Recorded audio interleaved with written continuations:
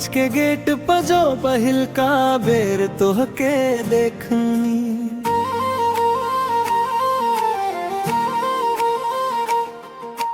दिलवा के धड़कन हम तो ही घड़ी रोक ना सकनी।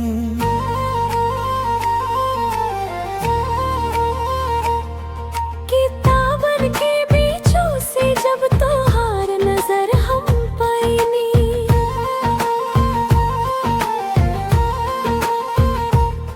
लग जैसे मन में अचानक फुलवा के गंध समानी।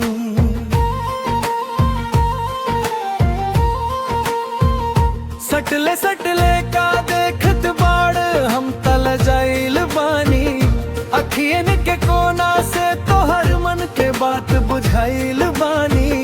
हंस के जब बोलला मन में मीठा मीठा कुछ जागल, कॉलेज के रास्ता पा जैसे नया सपना बन के भागल।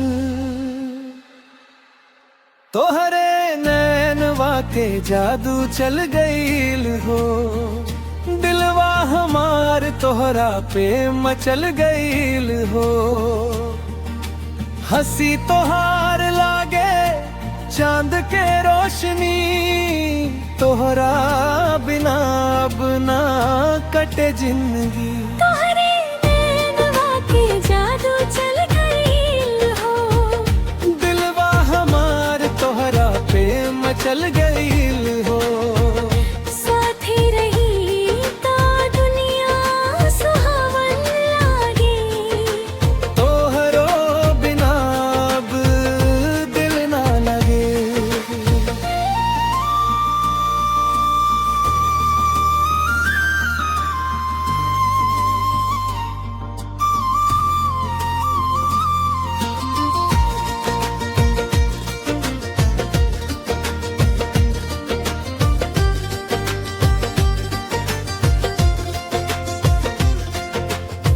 लाइब्रेरी में चुपचाप बैठ के जब पन्ना पलटला,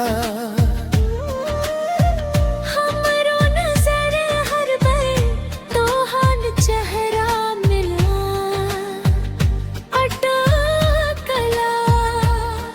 कैंटीन के चाय समोसा संग में हंसी के बात, धीरे धीरे दोस्ती बनल फिर बन गईल दिल के साथ। कॉपी के पीछे तोहार नाम लिख देख के मुस्काइल बनी, मन के भीतर के लाज तबो न बाकिर पिघलाइल बानी। पूछल जब हाल लगल जैसे घर के कोई अपना हो, तोहरे संग हर छोट पल अब सपना से बढ़ के साज हो। तोहरे नैनवा के जादू चल गईल हो, दिलवा हमार तोहरा पे मचल गईल हो। हंसी तोहार लागे चांद के रोशनी, तोहरा बिना अब ना कटे जिंदगी। नैनवा के जादू चल गईल हो, दिलवा हमार तोहरा पे मचल गईल हो। साथी रही ता दुनिया सुहावन लागे, तोहरो बिना दिल ना लगे।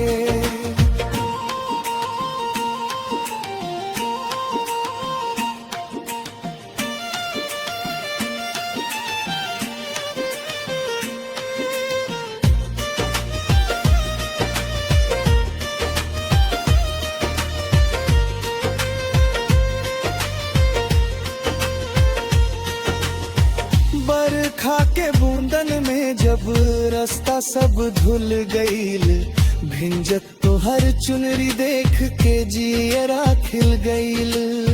छतरी के नीचे धीरे से हम हाथ तोहर थामी, कहनी मन के बात और रात मीठा सपना बन जामी। पानी पानी मौसम में जब दिलवा धड़के लगल, तोहार नजर के गर्मी से हमरो मन लजाई लगल। कहनी हम